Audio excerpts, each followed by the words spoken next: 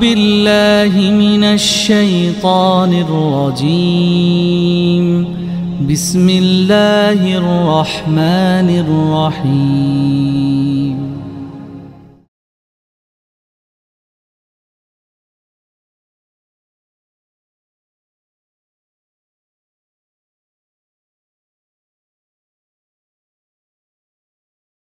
Kasus yang ingin saya soroti untuk mampu memahami ayat ini dengan sederhana. Ya, sebagaimana Ustadz Dudi tadi berangkat dari fakta-fakta, fakta orang beriman dan fakta orang kafir, di mana misalkan di negara maju justru dikenal dengan istilah harakiri atau bunuh diri karena mereka jauh dari kenyamanan dan ketenangan hati. Nah, saya juga ingin berangkat dari fakta-fakta yang ini mudah-mudahan bisa menjadi tafsir flashback, ya, tafsir flashback tentang upaya sederhana untuk memahami ayat ini. Di antaranya bagaimana ada kasus hubungan Al-Quran dengan bunuh diri. Nih, nanti akan kita ceritakan. Kasus yang kedua yaitu juga hubungan Al-Quran dengan kanker darah. Dan kasus ketiga yaitu Al-Quran dan tumor ganas. Kasus yang keempat, Al-Quran dan kanker usus. Dan kasus yang kelima, yaitu bagaimana kaitan Al-Quran dengan penyumbatan. Maka dengan beberapa contoh ini contohnya memang agak panjang-panjang ceritanya. Mungkin insya Allah pertemuan kita sampai jam 1-an lah cukup. Karena ini banyak cerita-ceritanya yang kemudian mudah-mudahan menggugah penghayatan kita tentang fungsi Al-Quran yang begitu dahsyat. Nah, untuk kasus pertama, saya coba ingin semuanya memahami, saya ada surat cinta nih. Mohon maaf, ini begitu vulgar ya dalam bahasa Sunda, tapi ini juga membuat saya agak sedih dan juga merinding ya.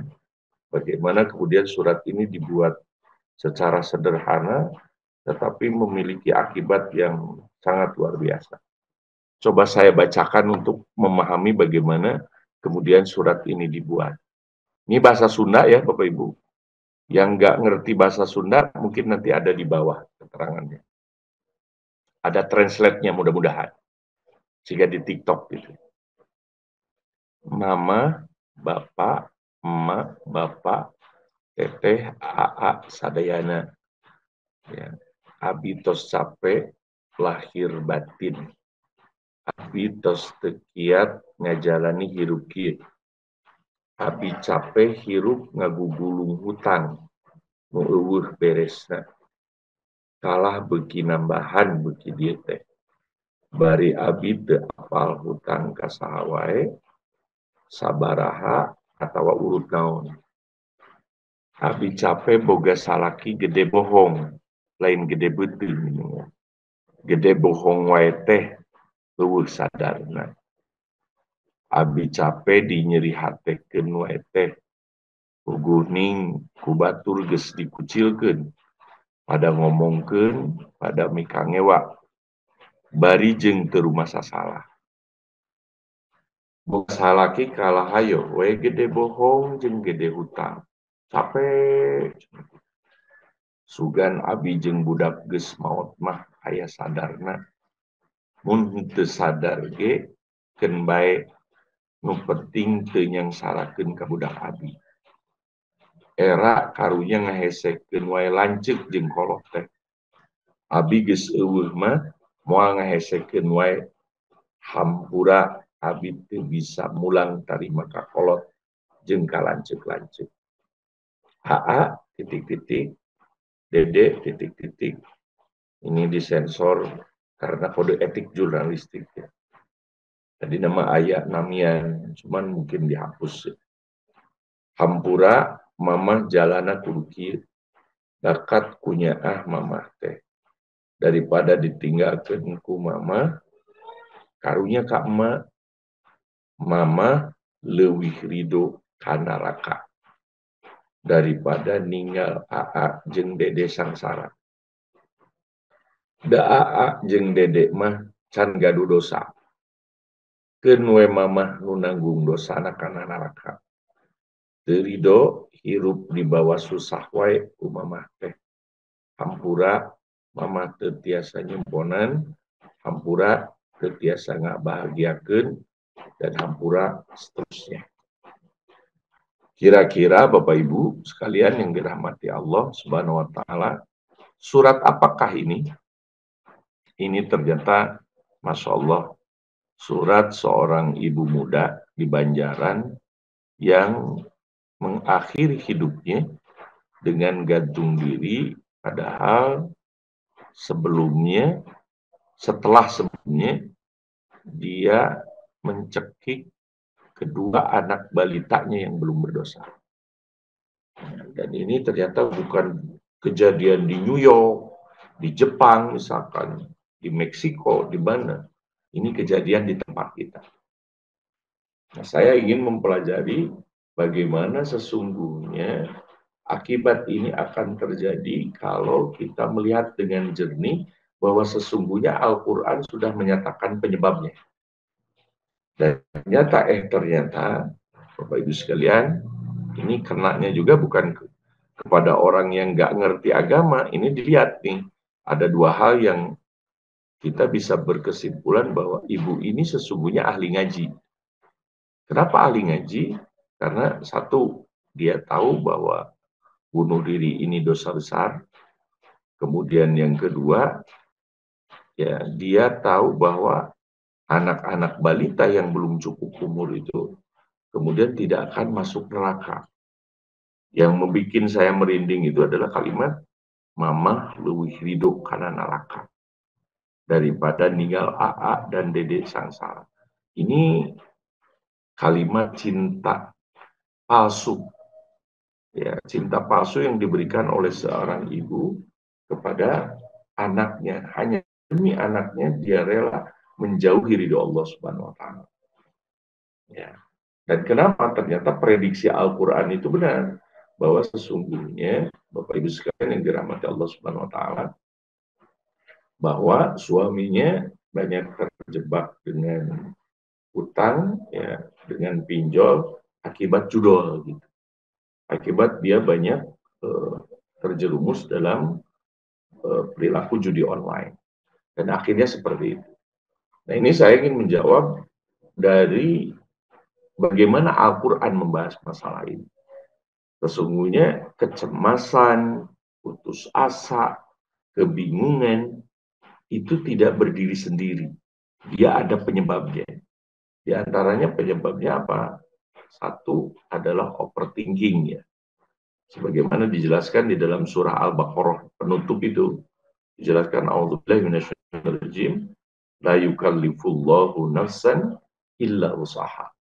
Laha ma kasabat wa 'alaiha ma kasabat. Bahwa jangankan manusia, Allah yang memiliki segala-galanya saja tidak berkehendak membebani kewajiban bagi hambanya di luar beban kesanggupan seseorang. Ya, artinya kalau sholat sambil berdiri itu adalah sholat yang sempurna. Tapi kalau tidak mampu maka boleh sambil. Allah tidak kemudian membeda-bedakan pahalanya. Kalau memang dengan duduk karena dia keseleo atau karena ada gangguan, ada penyakit di dalam kakinya ataupun juga di dalam fisiknya, maka tidak menjadi masalah. Itu tidak akan mengurangi pahalanya. Kalau tidak bisa sambil duduk, maka sambil berbaring. Kalau tidak bisa sambil berbaring, sambil isyarat, dan seterusnya. Nah, ini yang disebut gejala oleh anak-anak muda mah, anak-anak remaja sekarang itu disebut dengan overthinking, ya, atau halusinasi. Nah, kemudian penyakit yang kedua, penyebab yang kedua, itu ternyata ada di surat Al-Baqarah sebelumnya, yaitu surah Al-Baqarah ayat 275. Tentang apa? Tentang riba. Alladzina ya'kuluna riba la yaqumuna illa kama yaqumul ladzi yataqabbatu syaitanu minal mas. Bahwa orang yang selalu dan senantiasa memakan harta yang ribawi maka mereka itu senantiasa berdiri seperti orang-orang yang kesurupan. Dan bunuh diri itu sesungguhnya kesurupan yang sebenarnya. Kenapa? Karena iblis mengganggu jiwa manusia dengan apa? Dengan menggunakan tubuh seseorang. Tubuhnya rela dikendalikan oleh nafsu iblis yang ada di dalamnya. Nah, ini sesungguhnya sudah dinyatakan di dalam Al-Quran. Juga yang ketiga penyebabnya adalah masih dalam surat Al-Baqarah setelah ayat riba itu adalah masalah hutang juga. Ya, nah nanti akan ada beberapa sifat-sifat terbalik bagi orang yang beriman, bagaimana menyikapi kecemasan agar hidup qanaah, hidup cukup dan seterusnya. Nah ini kasus yang pertama. Kemudian kasus yang kedua, Bapak Ibu sekalian yang dirahmati Allah Subhanahu wa taala, ini mah ada jamaah pengen diruqyah, Ustaz pengen diruqyah cenah. Ya udah sok bangga. Ya diruqyah ya cuman didoain aja. Dan dia kena kanker darah. Ya, setelah saya kemudian berbincang dengan jamaah tersebut, saya bilang, Ji, gimana kalau saya coba lihat ya, ada kasus apa aja tentang darah di dalam Al-Quran. Ya, sesungguhnya tentang dam atau dima, ya kasus darah di dalam Al-Quran itu ada menyangkut kekhalifahan, ada menyangkut kehormatan, ada menyangkut kezoliman, ya, dan juga ada yang menyangkut egoisme, istikbar, takabur, ya. Sampai kemudian saya menemukan ayat ini, gitu ya, ya bahwa sesungguhnya ada azab yang diberikan bagi kaum yang benar-benar egois dan bersikap zalim terhadap orang lain. Bagaimana kasus yang ditimpakan oleh Allah Subhanahu wa taala kepada siapa? Kepada kaum Firaun.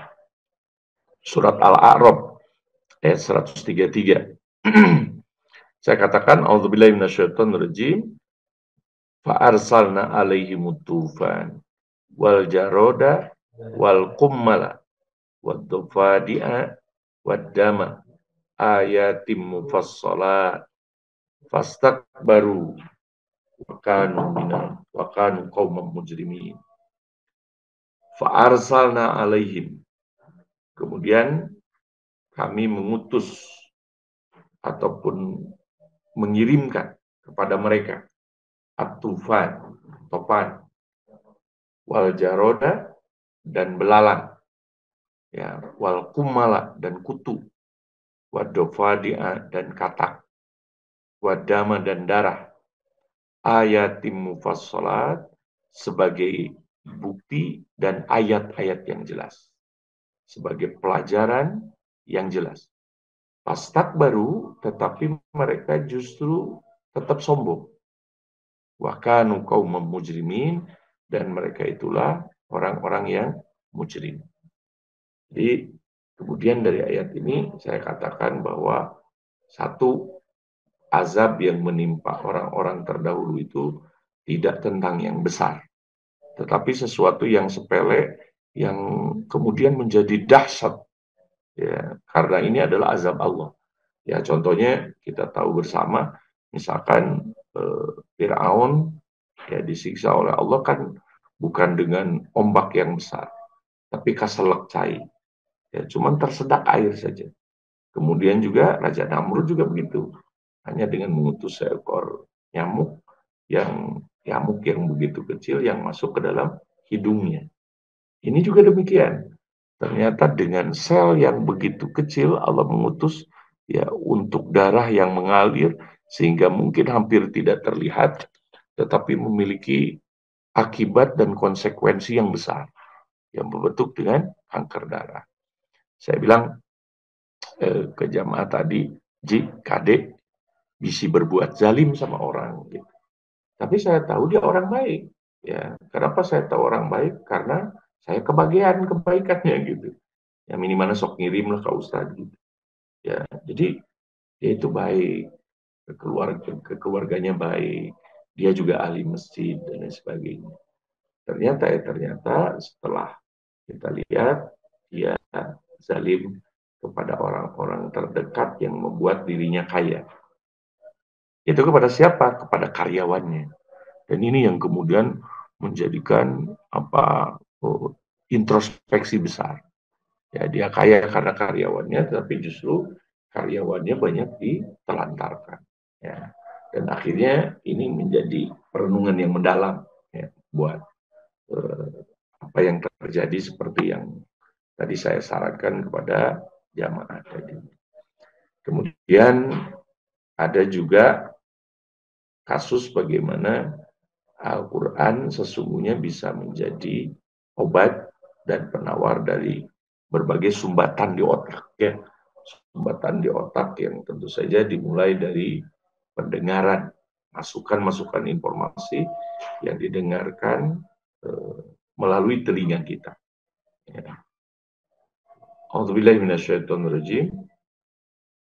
Qul huwa lilladzina amanu. Katakanlah ya bagi orang-orang yang beriman, Al-Quran itu hudan sebagai petunjuk, wasyifaun dan juga sebagai obat penawar.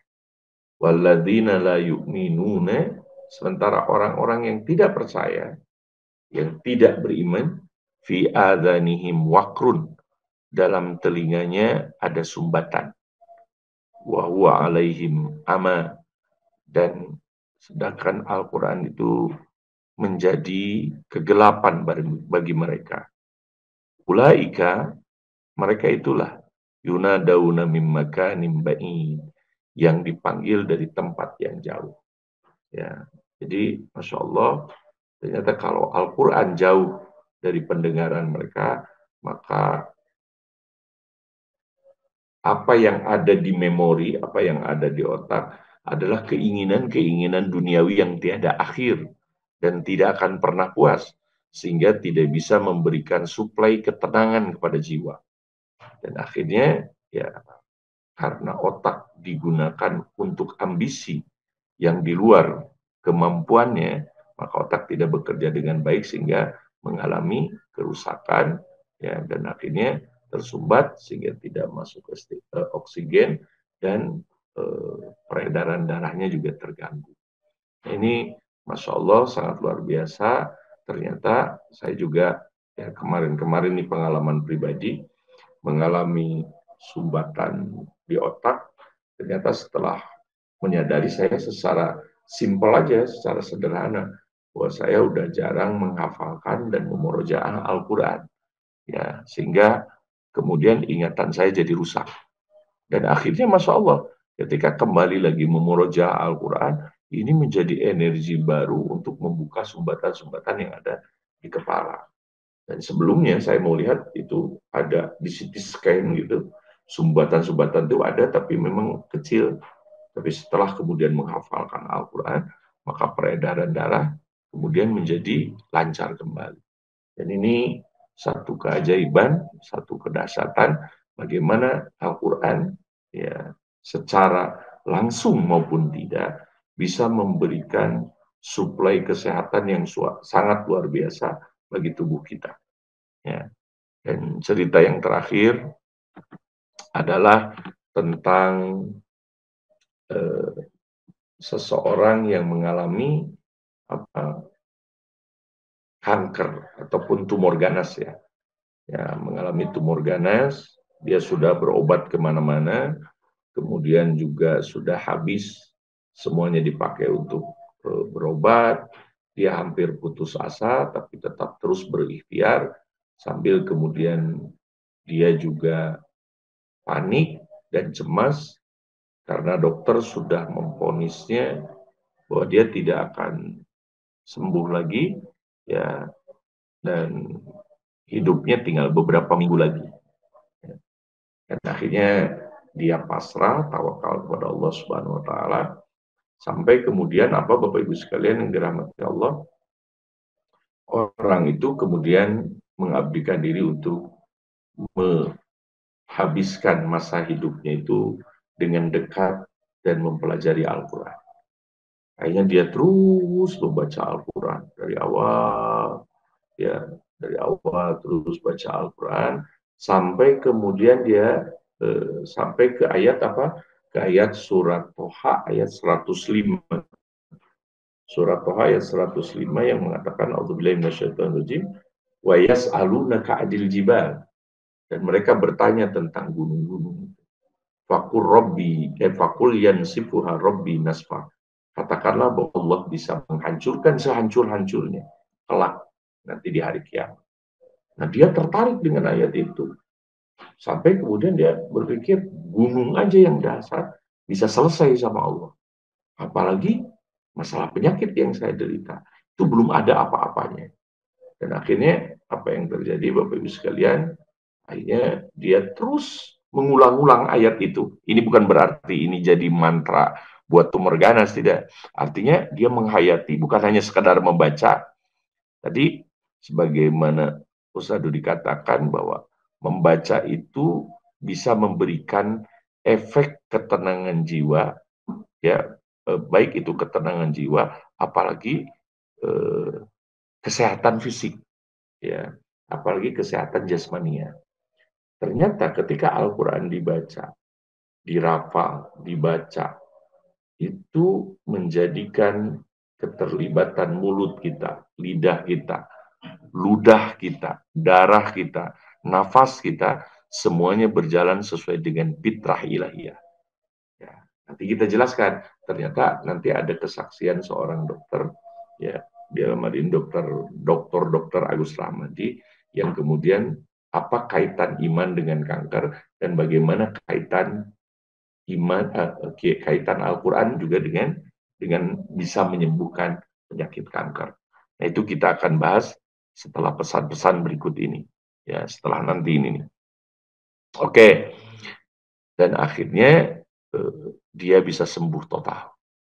Ya, dia sembuh total karena yakin bahwa perkara yang pertama dia sudah menerima bahwa ini adalah penyakit yang dideritanya adalah ujian dari Allah.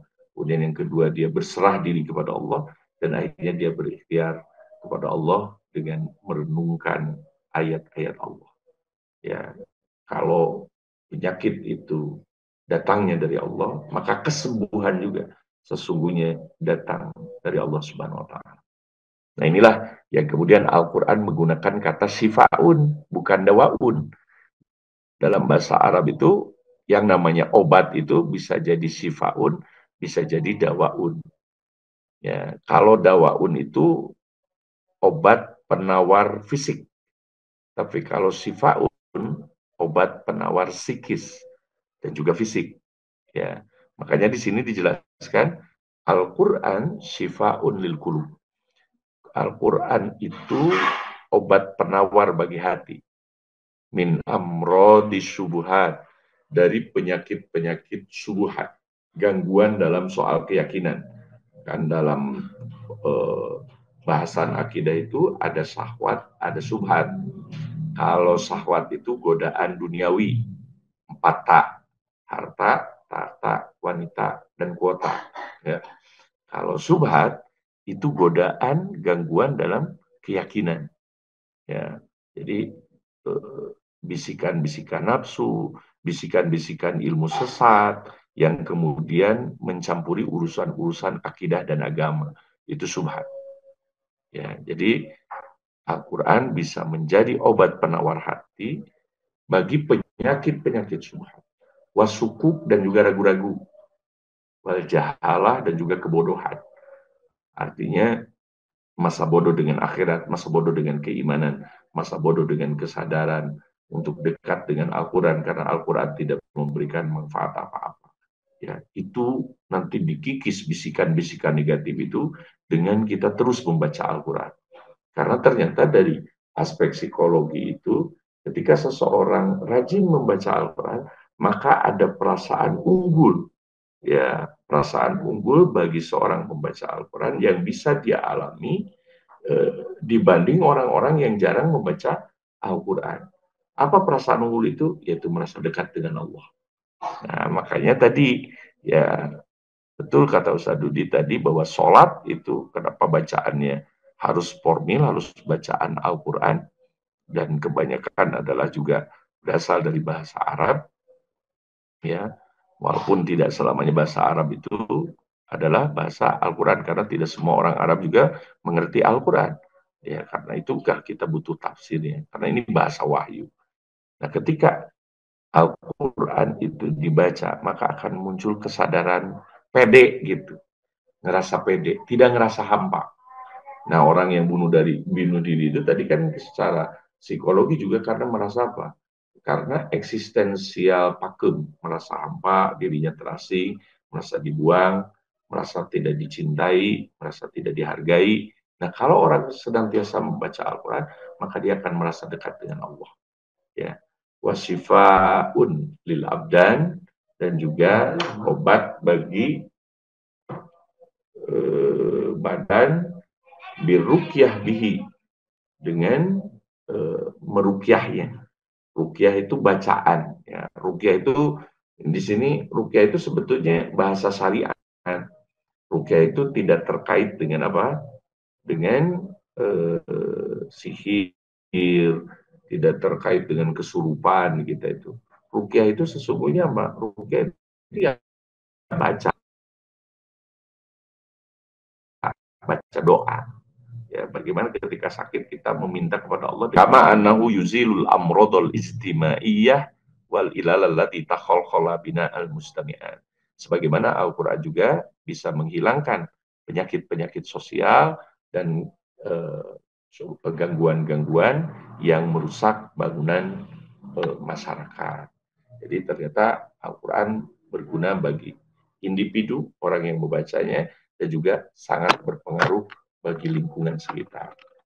Nah, kemudian tidak hanya sifat, tapi juga rahmat. Rahmat itu kasih sayang. Ya, menarik tadi apa yang dikatakan bahwa ketika seseorang membaca Bismillahirrahmanirrahim, maka itu ada semacam spiritual reconnection. Bagaimana hati seorang yang beriman itu bisa kembali terkoneksi dengan Allah yang Maha Rahman dan Maha Rahim. Jadi dia ngerasa tenang. Apapun yang terjadi pada dirinya, dia yakin bahwa Allah yang Maha Segala akan menolong dan melindunginya. Itu namanya rahmat. Ya, artinya kalau memang tidak ada sifat, tidak ada obat penawar di dunia ini, maka rahmat Allah, ya, yang menguasai langit dan bumi, mampu memberikan apapun, ya, termasuk ya apa namanya, memberikan obat bagi orang yang tidak mampu memberi obatnya, memberikan waktu yang singkat bagi mereka yang mungkin kurang sabar dalam menghadapi penyakitnya dalam jangka waktu yang lama. Apapun bisa diberikan oleh Allah Subhanahu wa taala. Makanya Al-Qur'an rahmatun lil mukminin. Al-Qur'an ini bisa jadi rahmat bagi orang-orang yang beriman, li'annahum yantafi'una bi. Dikarenakan mereka banyak mengambil manfaat darinya. Wa yattabi'una awamirah, dan kemudian mengikuti perintah-perintahnya, fayakunu sababan, maka itu semua menjadi sebab bidukhulihimul jannah wal fauza bi rahmatillahi wa thawabi, dengan masuknya mereka ke surga dan memenangkan rahmat Allah dan juga pahala dari Allah Subhanahu wa taala. Jadi Masya Allah, hadirin sekalian yang dirahmati Allah, Majelis Madani yang dilindungi Allah, Al-Quran punya efek yang sangat dahsyat, baik bagi pribadi, bagi lingkungan, bagi jasmani, dan juga rohani. Nah sekarang az-zalimun, siapa az-zalimun yang dimaksudkan dalam ayat tadi? Yaitu alladzina la yu'minuna bil Qur'an. Mereka yang acuh tak acuh, tidak mau percaya dengan Al-Quran. Al-Quran gak memberikan apa-apa, gak memberikan informasi, panduan, kebenaran, gak memberikan obat, kesembuhan, dan juga yang lainnya. Wala ya'maluna bima fi, karena tidak ada ilmu, mereka kemudian tidak mau mengamalkan isi Al-Quran.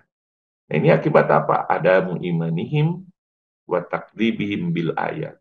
Ini karena tidak ada keimanan mereka dan mendustakan mereka dengan ayat-ayat Allah, dan mereka bangga dengan itu, ya, mendustakan, baik itu mendustakan ayat, apalagi mendustakan ijazah, ya, apalagi mendustakan ayat, gitu. Yudhaibu khosarotahum, kemudian berlipat ganda kerugian mereka. Fatakunul ayat hujatan alaihim. Maka ayat itu sungguh menjadi hujah bagi mereka, taziduhum dolalan muhasar, sehingga bertambah-tambah kemudian kesesatan dan ke kerugian mereka. Kemudian yang disebut dengan orang zalim itu adalah juga fahum la yastafiduna minal Qur'an. Mereka yang tidak mengambil faedah manfaat dari Al-Qur'an. Wala yantafi'una bi, dan mereka tidak mau mengambil manfaat dari ayat-ayat Al-Qur'an. Wa kullama nuzilat ayatan izdadu kufran wa takdziban. Wa kullama nuzilat ayatun, setiap ayat itu diturunkan, izdadu kufran wa takdziban. Mereka semakin mengingkari dan semakin mendustakan bahwa tidak ada manfaat apa-apa di dalam Al-Quran. Fayazdaduna khosaratan ila khosaratihim. Maka bertambahlah kerugian dan kesesatan mereka. Nah, hadirin sekalian yang dirahmati Allah Subhanahu wa taala, azan ya Allah yakum. Inilah kenapa kemudian fungsi Al-Quran ini sangat luar biasa ya. Kenapa Al-Quran itu diturunkan? Diantaranya karena 3 hal ya. Yang pertama itu sebagai bacaan, sebagai qiraah. Yang kedua sebagai penyembuh, tadi sifaan. Kemudian juga sebagai syafa'at, syafi'un. Ya, bukan hanya sifaan, juga syafi'un. Ya, kalau sebagai bacaan Al-Quran ketika dibaca ternyata ya, kalau yang berkembang sekarang adalah tradisi tontonan, justru akan mengikis tradisi membaca, tradisi literasi, dan tradisi narasi. Padahal, Bapak Ibu sekalian yang dirahmati Allah Subhanahu wa taala, literasi bangsa maju itu sangat luar biasa persentasenya ya. Rata-rata literasi mereka itu sampai 96%. Bahkan Israel kenapa kemudian juga bisa unggul dalam berbagai ilmu pengetahuan dan teknologi, karena tradisi bacaannya mencapai 97%.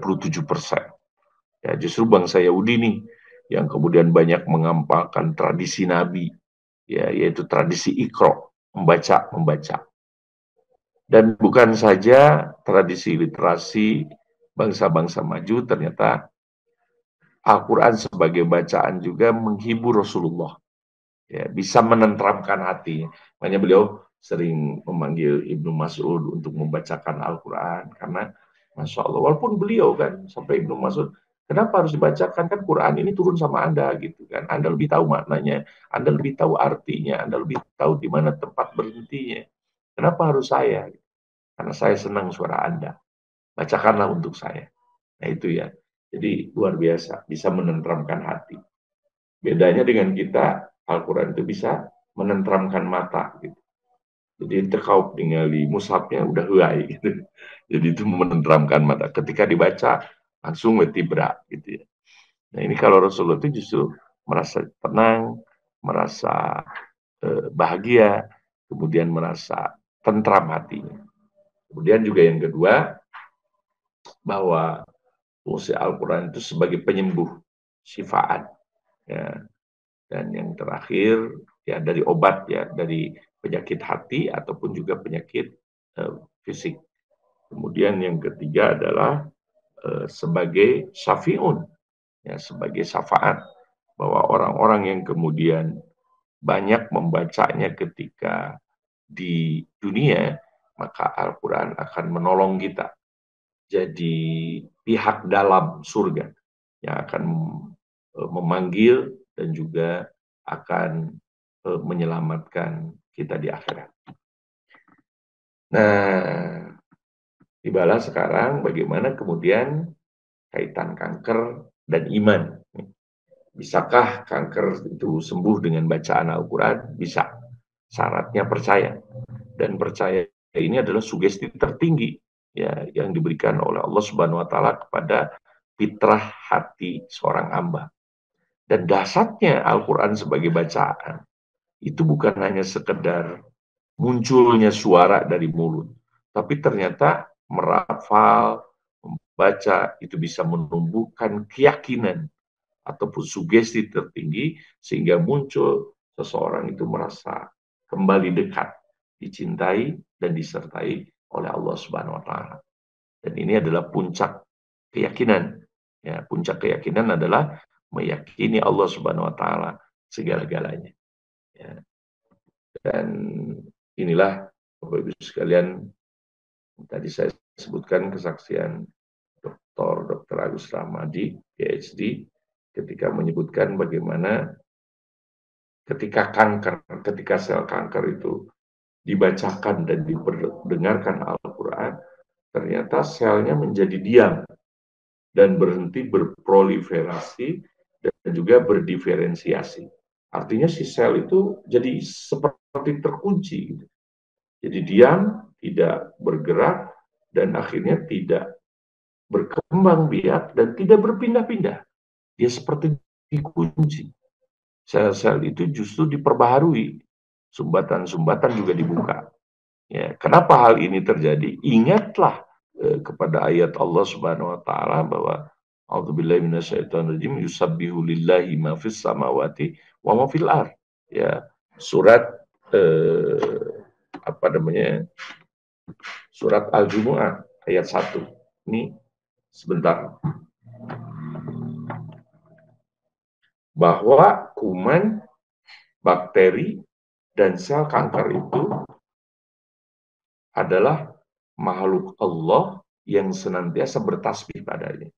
Artinya bukan hanya hamba, bahkan kuman yang kecil, bakteri, dan sel kanker itu semuanya makhluk Allah yang senantiasa bertasbih kepadanya. Nah, jadi semuanya bertasbih. Nah, oke. Sekarang tibanya bagaimana kemudian tadi sudah dijelaskan sesungguhnya bagaimana kemudian sel kanker itu dilumpuhkan sampai kemudian orang tersebut bisa sehat kembali, bisa bugar kembali dan mendapatkan kesehatan yang paripurna karena bacaan Al-Quran. Nah sekarang bagaimana memahami penyakit bagi orang yang beriman? Biar kita punya rasa menerima bagaimana kemudian sakit itu sesuainya datang dengan izin Allah dan juga keluar dengan izin Allah. Yang pertama bisa jadi sakit itu sebagai azab, ya siksa. Ya, karena apa? Karena lifestyle tidak sesuai fitrah. Ya sebetulnya ini sebagai azab ini jangan hanya dipahami bahwa ini adalah azab di akhirat yang besar, tapi juga azab di dunia. Ya, azab di dunia itu misalkan sederhana saja, kalau saya tidak menggunakan mata saya dengan baik, keluar dari amanah, sehingga saya harus pakai kacamata, misalkan pakai apa, berarti ada sesuatu yang overload dari fungsi mata yang saya gunakan. Sehingga mata harus menanggung akibatnya. Ya, jadi buram, tidak melihat, kurang melihat, bisa melihat jauh, walaupun tetap misalkan rada jelas dari kanugelisme gitu ya. Tapi tetap misalkan rada buram ketika baca Al-Quran, merasa tidak sesuai, tidak normal kembali. Kemudian yang kedua juga sebagai ujian. Ya, jadi ini bagaimana penyakit juga bisa menjadi ujian bagi peningkatan derajat seseorang. Contohnya adalah Nabi Ayub alaihissalam. Apa sih dosa dan kesalahan besar Nabi Ayub? Makanya ketika seseorang mengatakan, aduh ya ini asa berat-berat ting ujian gitu. Emang salah naon orang gitu. Apa salah kita misalkan?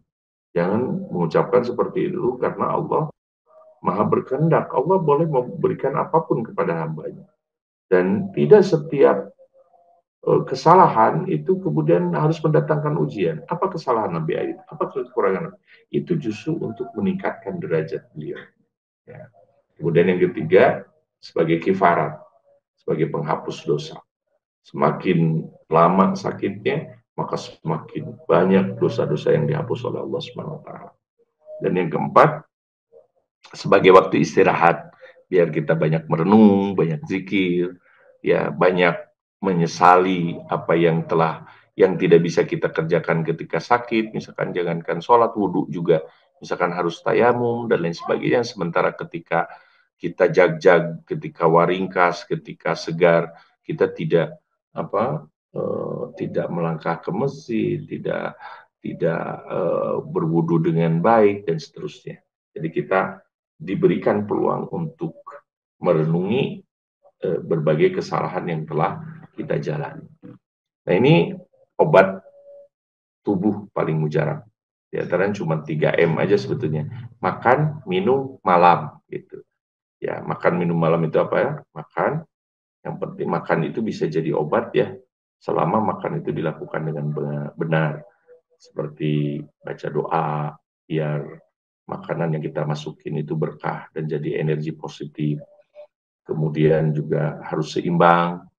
Ya, sebetulnya tidak ada makanan yang makanan yang anti ya, semuanya itu pasti bermanfaat ya.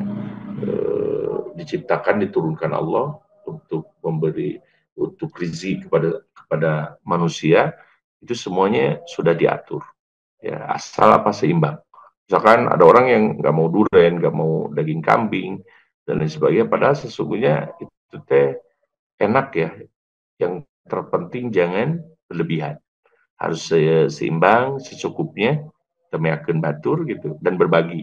Nah ini diantara pola makan yang sehat itu banyak berbagi. Jadi Bapak Ibu bisa makan apapun ya dan sehat, ya syaratnya apa? Berbagi.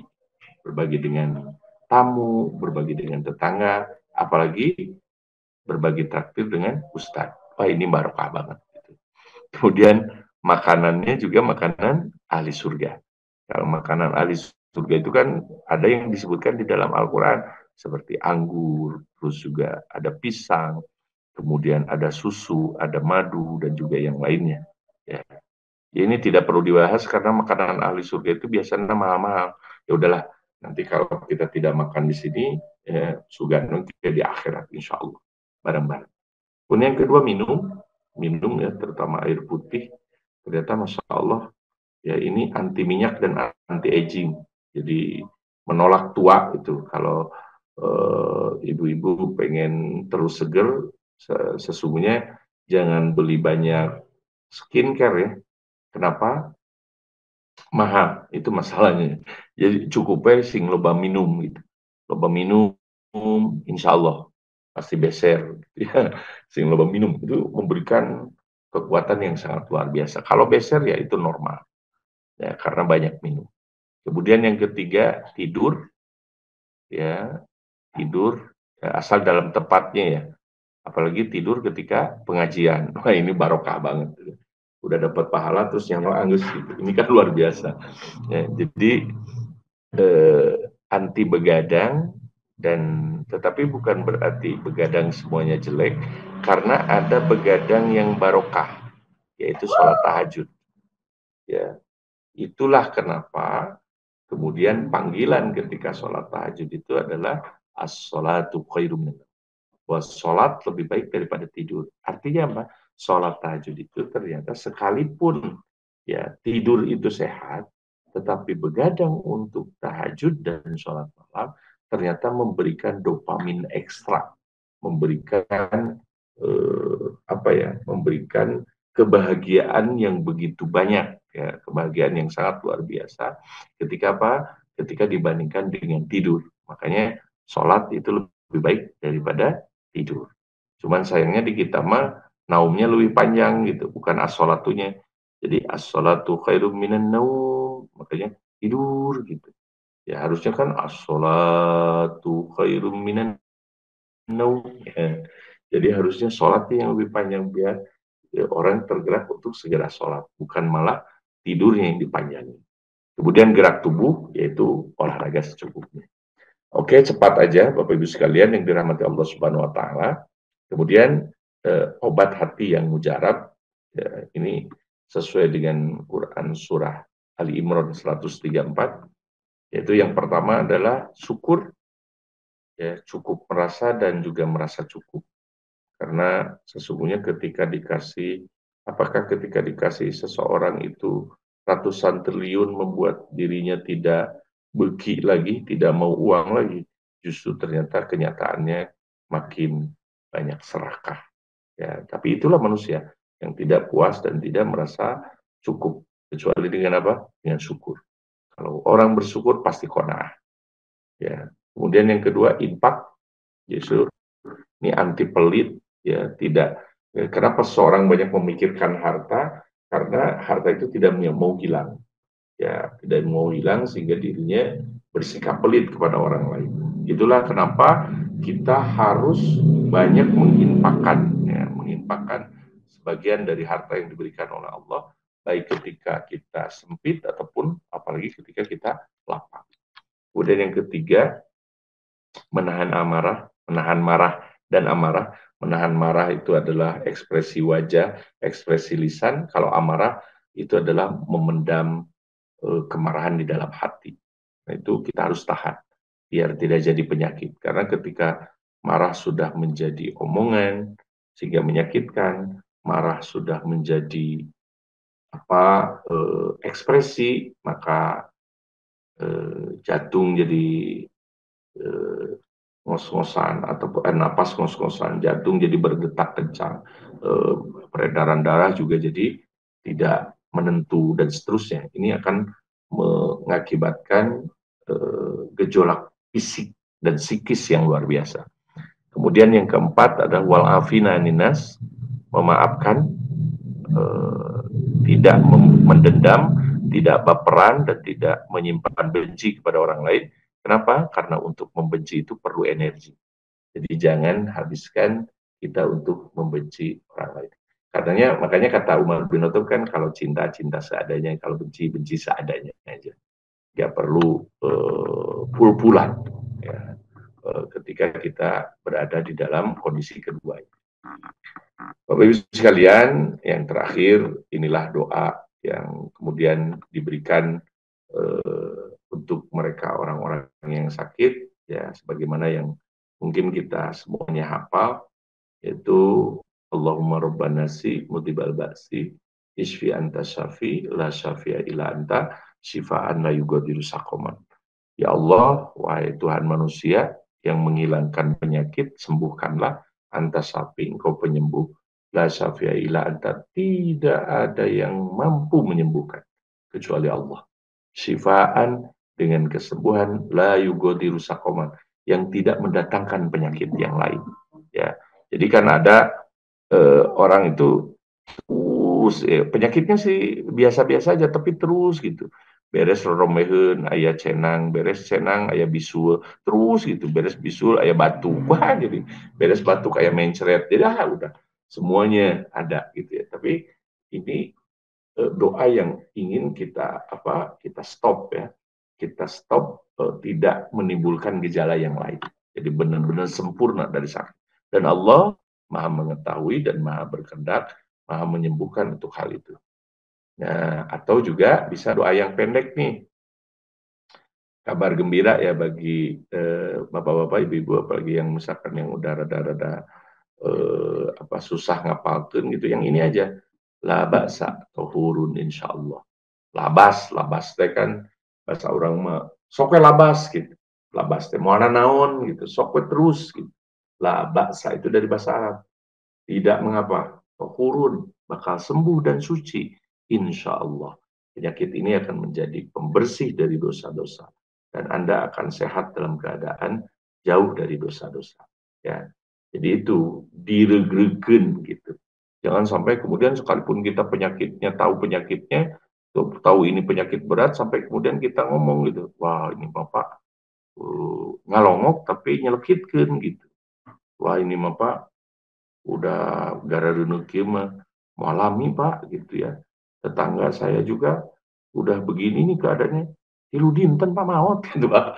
Udah sehingga itu mah sadinten langsung ngagoloprak gitu ya. Gak boleh menakut-nakuti orang yang kita kunjungi ya, sekalipun itu penyakit berat, maka ringankanlah karena Allah Maha Segala. Dan ini kalau penyakitnya menaun, apalagi sudah banyak sumber aset investasi dan juga yang lainnya, sehingga kita tidak perlu sudah merasa berserah kepada Allah Subhanahu wa taala. Itu doa Nabi Ayub, ya, wa ayyuba idna darubbahu. Ingat ketika Ayub berdoa kepada Rabbnya, anni masaniyad durru wa anta arhamur rahimin. Sesungguhnya aku tertimpa kemadorotan dan engkau maha pengasih lagi maha penyayang. Apapun beratnya penyakit yang aku alami, engkau itu maha segala, mau memberikan rahmat. Kalau ini karena dosaku, maka maafkanlah. Kalau ini karena ujianku, maka hentikanlah dengan kehendakmu.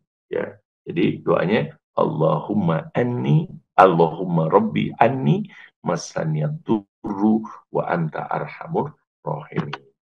Kemudian doa terakhir saat putus asa, saat ini teh hidup segan mati tak mau gitu. Ada hadis dari Anas, ya, ketika dalam kondisi putus asa apa yang harus dilakukan? La yatamannina ahadukumul maut lidurrin nuzilabi. Jangan pernah seseorang di antara kalian, kata Rasulullah SAW, mengharapkan kematian karena cobaan yang diterimanya, yang menimpanya. Fa'ingkana labudda mutamannian, jikapun memang udah putus asa, ya, dan lemah menghadapi hidup ini, maka katakanlah Allahumma ahyini makanatil hayatu khairan li wa tawaffani idza kanatil wafatu khairan li. Ya Allah, hidupkanlah selama hidup itu memang lebih baik bagiku, dan wafatkanlah jika wafat itu lebih baik bagiku. Ini boleh ya diamalkan, ya di sini riwayat Bukhari dan juga Muslim. Oke, Bapak Ibu sekalian yang dirahmati Allah Subhanahu wa taala, ya itulah yang ingin saya sampaikan pada kesempatan kali ini. Mudah-mudahan bisa bermanfaat. Assalamualaikum warahmatullahi wabarakatuh. Waalaikumsalam.